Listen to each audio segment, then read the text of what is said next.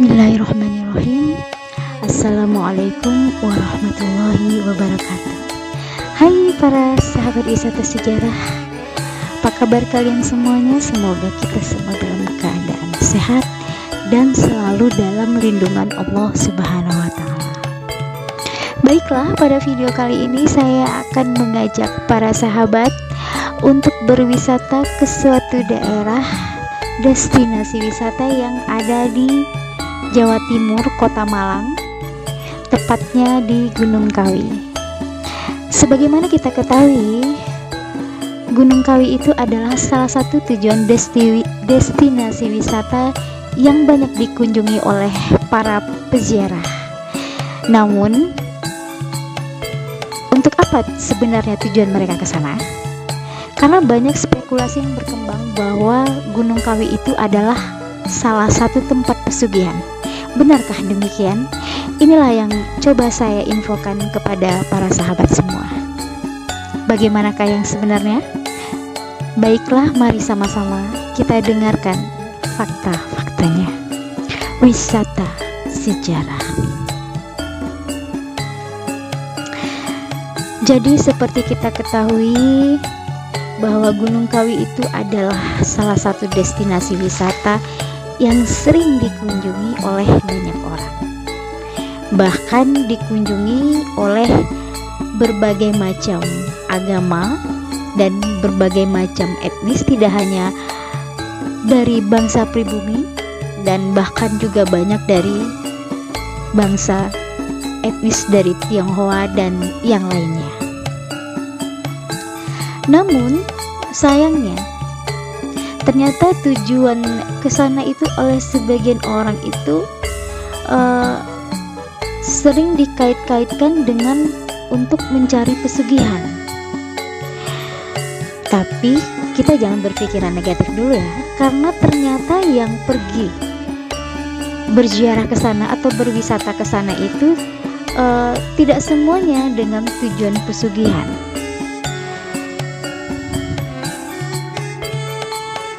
Karena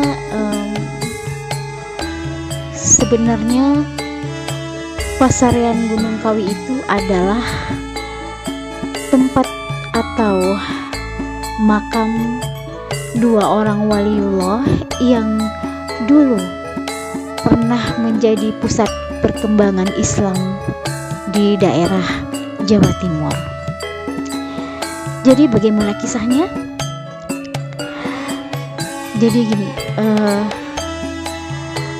Gunung Kawi ini asalnya memang sebelum dibangunnya pasarean Gunung Kawi itu memang ada satu tempat suci yang sakral di sana yang kita kenal dengan Keraton Gunung Kawi.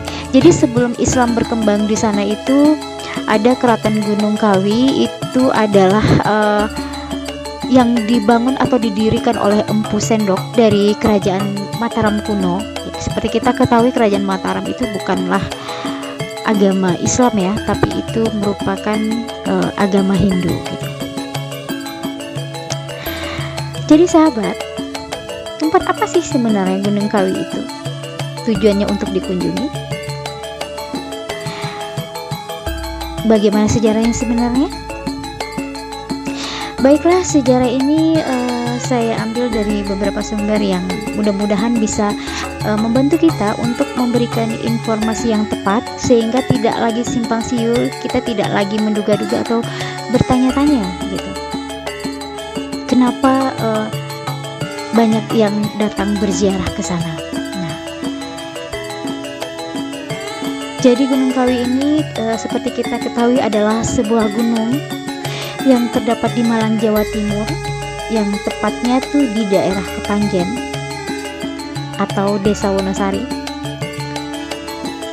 Dengan tidak hanya dengan keindahan alamnya, tetapi di sana juga sudah kita ketahui dari awal ada beberapa titik yang disakralkan oleh masyarakat di sana, sehingga berbagai macam tujuan positif dan negatif yang kita dengar.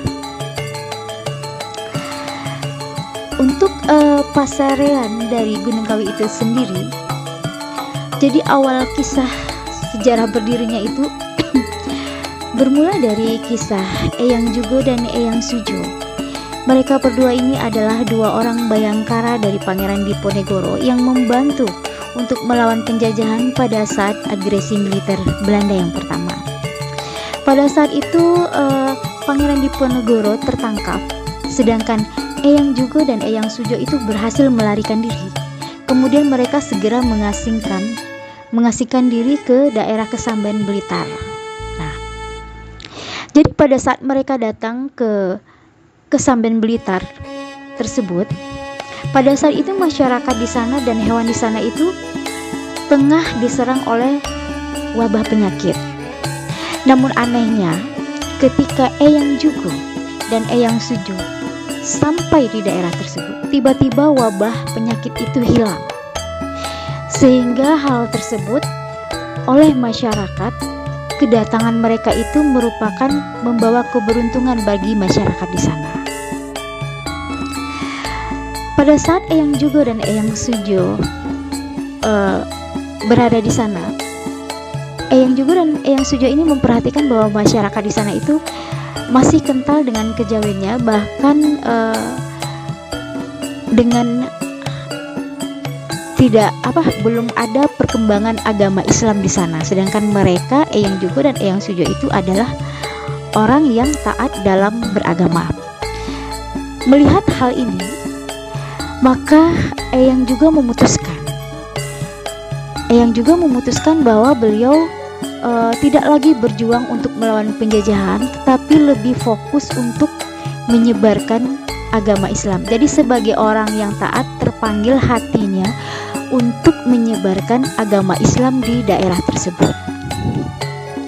Dengan tanpa menghilangkan tradisi kejawen yang ada di masyarakat, maka Eyang Jugo dengan dibantu oleh Eyang Sujo yang juga akhirnya memang sebagai murid yang paling dekat dengannya, itu mereka akhirnya menyebarkan agama Islam di sana, mengajak masyarakat untuk yang tadinya tidak beragama Islam mau memeluk agama Islam.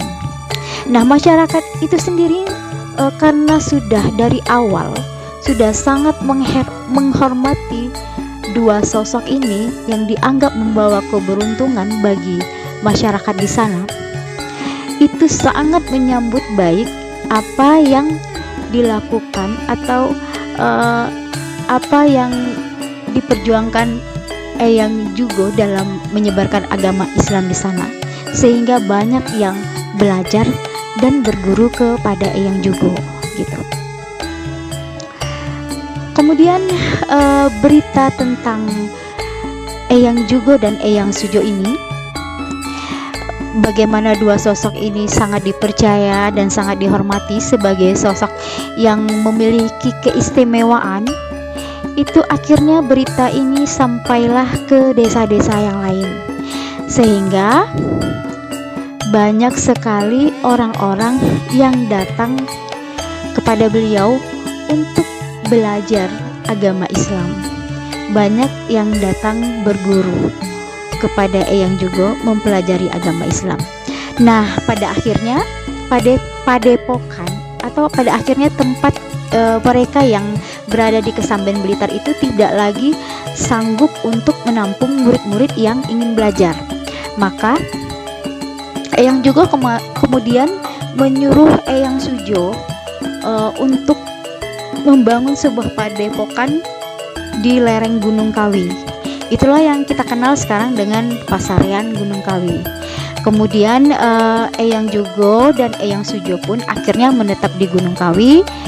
Beliau menerima para murid di sana, mengajarkan orang-orang yang ingin belajar tentang agama Islam, dan akhirnya agama Islam pun menyebar dengan pesat di Jawa Timur tersebut, atau tepatnya di daerah sana itu menyebar dengan cepat. Nah, kemudian ada suatu kisah yang masyhur ya tentang salah satu karomah beliau. Jadi seperti kita ketahui bahwa orang-orang zaman dahulu itu yang sering mereka lakukan itu adalah seperti bertani gitu ya cara hidupnya. Maka suatu hari Eyang Jugo ini juga menanam suatu pohon buah. Pada pagi hari Eyang Jugo itu menanam sebuah pohon buah. Kemudian anehnya buah ini pada sore hari itu sudah langsung berbuah, dan ini sangat masyhur ceritanya, sehingga menambah kewibawaan atau menambah sosok beliau ini sosok yang sangat istimewa di mata masyarakat dan para murid pengikutnya yang ada di sana gitu. Nah, dari situ pula kemudian jadi orang-orang yang datang kepada beliau, masyarakat yang datang kepada beliau itu setelah mengetahui hal tersebut, mereka itu tidak hanya belajar agama Islam kepada Eyang Jugo dan Eyang Sujo, tetapi mereka juga meminta didoakan diberi keberkahan rezeki, karena melihat begitu mudahnya Eyang Jugo memperoleh rezeki gitu. Dan apalagi Eyang Jugo juga dikenal bisa menyembuhkan penyakit, kemudian rezeki yang begitu mudah gitu bagi beliau gitu. Dari sanalah awal mula akhirnya masyarakat percaya kepada Eyang Jugo, bahwa Eyang Jugo itu adalah sosok yang berkaromah, yang memiliki kemampuan istimewa, bisa sebagai perantara untuk mendatangkan rezeki bagi mereka gitu, dengan berkah didoakan oleh Eyang Jugo. Nah, kebiasaan dan tradisi untuk selalu meminta keberkahan kepada melalui perantaraan Eyang Jugo ini, kebiasaan dan tradisi masyarakat di sana itu sampai Eyang Jugo dan Eyang Sujo wafat itu tetap diteruskan oleh masyarakat di sana gitu. Oleh bahkan banyak, tidak hanya dari masyarakat di Jawa Timur, tapi orang-orang dari luar yang sudah mengetahui tentang keistimewaan dari Eyang Jugo ini, juga ikut datang untuk mengalap rezeki ke makam mereka gitu. Jadi setelah wafat, setiap hari di mana mereka meninggal itu selalu diperingati, yang istilahnya haul ya. Jadi haulnya itu setiap tahun. Kalau Eyang Jugo itu pada malam Jumat Legi, sedangkan Eyang Sujo itu selalu diperingati pada 1 Suro. Nah, jadi itu tepat pada haul hari kematiannya gitu. Nah, tradisi itu tetap dijalankan oleh para pengikutnya dan oleh masyarakat dari manapun yang mempercayainya. Ya, normal ya, seperti biasa kalau misalkan kita sebagai tempat ziarah tidak hanya di sana ke makam wali yang lain, kan juga memang sudah biasa ya tradisi seperti itu. Dan itu juga yang berlaku di makamnya Eyang Jugo dan Eyang Sujo. Nah, cuman pada akhirnya atau pada di belakang harinya itu, mitos-mitos yang berkembang itu tidak hanya sebagai untuk ngalap rezeki di sana. Jadi orang datang ke sana itu juga dikait-kaitkan dengan pesugihan, karena berbagai macam kepercayaan dan keyakinan. Di sana kan masih ada keraton dari Gunung Kawi yang didirikan oleh Empu Sendok itu kan dulu pada masa masih berdiri itu kan memang sebagai pusat tempat bertapanya para raja dulu di sana itu. Para raja yang untuk istilahnya bertapa di sana. Jadi sehingga fungsi dari bila orang datang ke atau berwisata ke Gunung Kawi tersebut atau berziarah ke Gunung Kawi tersebut, sehingga banyak macam-macam tujuan. Padahal sebenarnya untuk pasarian Gunung Kawi itu sendiri itu bukan tempat pesugihan. Itu udah ditegaskan oleh juru kunci yang ada di sana. Jadi beliau menegaskan bahwa fungsi dari pasarian Kawi itu sendiri hanyalah untuk berdoa kepada Yang Maha Kuasa dan berziarah kepada makam Eyang Jugo dan Eyang Sujo di sana, kemudian berdoa kepada Allah agar mereka juga diberi keberkahan rezeki sebagaimana Allah memberkahi para wali-wali tersebut gitu. Tapi sayangnya ada sebagian karena mungkin memiliki keyakinan dan pandangan yang berbeda-beda, sehingga tujuan dan niat individunya yang kesana itu yang membuat ada yang melakukan pesugihan, karena pasti ada pemujaan-pemujaan, dan itu artinya itu balik kepada individu yang datang ke sana. Jadi bukan Pasarian Kawi itu menyediakan tempat pesugihan, bukan ya, itu salah gitu. Jadi yang membuat mitos pesugihan itu justru dari para individu-individu yang datang ke sana dengan niat yang sesuai niatnya masing-masing. Jadi ada yang niatnya positif dan ada niatnya yang negatif, yang tujuannya sama, yaitu untuk rezeki, cuman dengan cara yang berbeda-beda. Ada dengan cara positif dan ada cara yang negatif gitu. Nah, seperti kita ketahui, di komplek Pasarian Gunung Kawi ini juga banyak berbagai macam tempat ibadah ya. Ternyata ini bermula, ada salah satunya ada kisah tersendiri.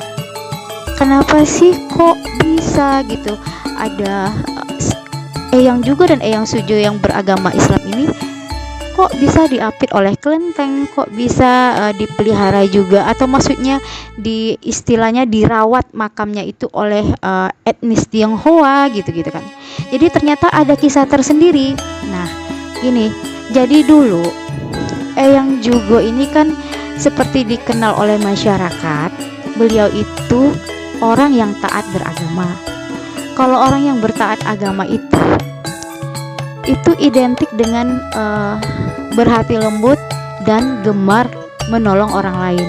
Jadi Eyang Jugo ini memiliki kebiasaan atau amalan, memang sering sekali beliau itu membantu orang. Mungkin itu juga ya salah satunya yang membuat hidupnya itu berkah gitu. Jadi doanya sering dikabulkan Allah. Jadi orang-orang pun sering jadinya itu mengambil perantara untuk bisa memperoleh keberkahan rezeki lewat doa-doa mereka gitu. Nah, jadi suatu hari Eyang Jugo ini pernah pergi ke daratan Cina. Nah, ketika sampai di daratan Cina itu, Eyang Jugo itu bertemu dengan salah seorang janda yang tengah hamil dan ditinggalkan oleh suaminya. Janda ini hidup dalam keadaan miskin, sehingga melihat hal tersebut, maka Eyang Jugo menolong janda tersebut hingga anaknya melahirkan. Jadi Eyang Jugo itu memenuhi segala kebutuhan yang dibutuhkan oleh janda tersebut sampai anaknya lahir gitu. Nah, singkat cerita, akhirnya Eyang Jugo itu memutuskan untuk kembali ke tanah Jawa dan kembali ke Gunung Kawi maksudnya. Kemudian Eyang Jugo berpesan kepada janda tersebut. Beliau berpesan agar apabila anak tersebut dewasa, Eyang Jugo meminta agar anak itu pergi menemuinya ke tanah Jawa Gunung Kawi. Nah, singkat cerita, akhirnya Eyang Jugo pun bertolak kembali ke tanah Jawa, ke Gunung Kawi. Kemudian akhirnya anak janda tersebut pun tumbuh dewasa ya. Nggak lama kemudian, singkat cerita, anak janda tersebut tumbuh dewasa. Anak ini diberi nama Tamyang. Setelah dewasa, jadi sesuai dengan amanah Eyang Jugo itu, pemuda yang bernama Tamyang ini oleh sang ibunda agar segera pergi untuk menemui Eyang Jugo. Jadi sang ibunda bercerita bahwa dulu Eyang Jugo itu adalah orang yang telah menolong ibunya sampai dia melahirkan Tamyang ini.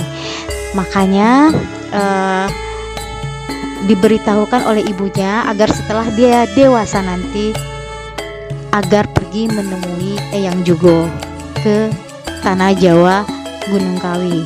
Nah, berangkatlah pemuda tersebut ke tanah Jawa Gunung Kawi untuk tujuan agar bisa bertemu dengan Eyang Jugo dan mengucapkan terima kasih kepada Eyang Jugo yang telah menolong ibunya dan dirinya gitu.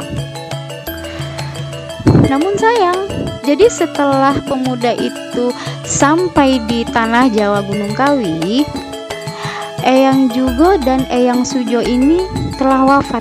Jadi beliau berdua itu telah wafat beberapa tahun sebelum kedatangan pemuda tersebut. Jadi sebelum kedatangan si Tamyang tersebut. Melihat hal tersebut, karena yang ditemuinya hanyalah makam Eyang Jugo dan Eyang Sujo, maka pemuda yang bernama Tamyang tersebut memutuskan untuk merawat makam tersebut dan tinggal di sana. Sedangkan pemuda yang bernama Tamyang atau beretnis Tionghoa tersebut, beliau itu beragama Konghucu. Nah, akhirnya makam tersebut dirawat oleh tidak hanya oleh para pengikut Eyang Jugo, tetapi si pemuda Chinese yang bernama Tamyang ini juga ikut merawat makam Eyang Jugo gitu.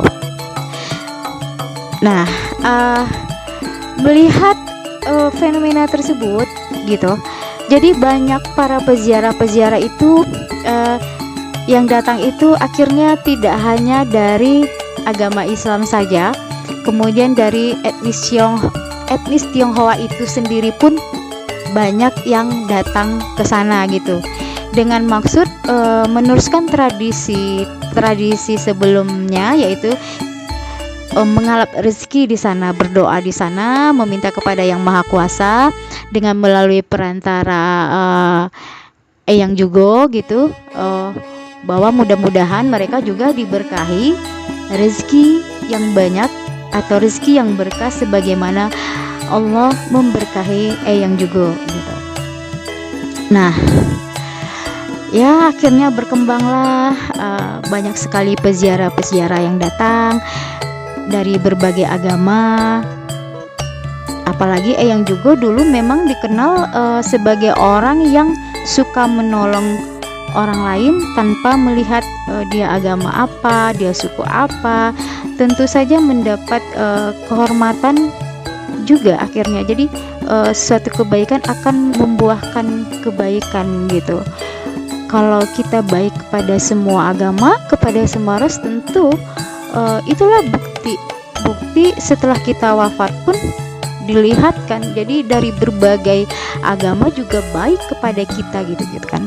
Nah, karena banyaknya para peziarah dan pengunjung dari berbagai agama, sedangkan mereka membutuhkan tempat ibadah masing-masing untuk berdoa, maka mungkin itulah salah satu sebab ya kenapa banyak tempat-tempat ibadah berbagai agama dibangun di sana. Jadi bukan untuk yang negatif ya, karena yang berkunjung di sana itu kan dari berbagai agama.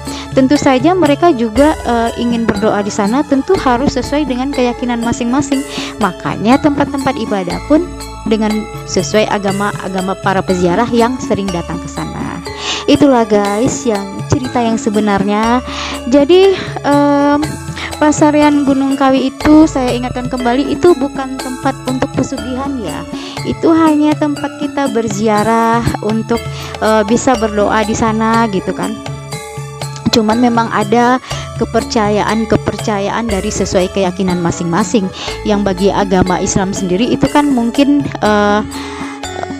berseberangan ya, seperti kalau udah di luar agama Islam terletak seperti di sebelah barat mereka kota Malang, merupakan objek wisata yang perlu untuk dikunjungi bila kita berada di Jawa Timur. Karena keunikannya, objek wisata ini lebih tepat dijuluki sebagai kota di pegunungan.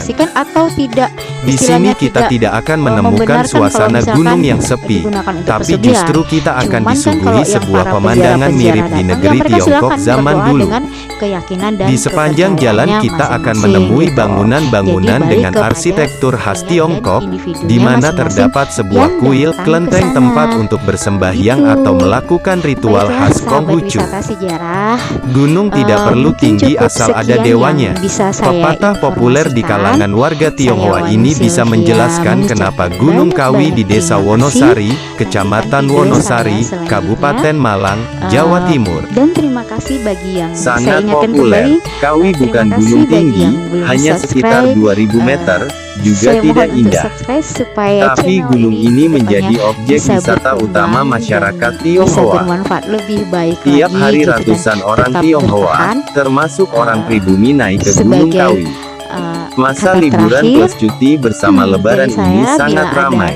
Karena pada terkait video dengan ini, bila kepercayaan ada Jawa, kata yang salah, kejawen. ada pengucapan yang Maka salah, saya mohon kunjungan maaf biasanya lahir dan batin. dikaitkan dengan hari-hari Sekian. pasaran Jawa, Jumat Legi, Wassalamualaikum Senin Pahing, warahmatullahi Syuro, dan Tahun wabarakatuh. Baru. Namun di sisi lain,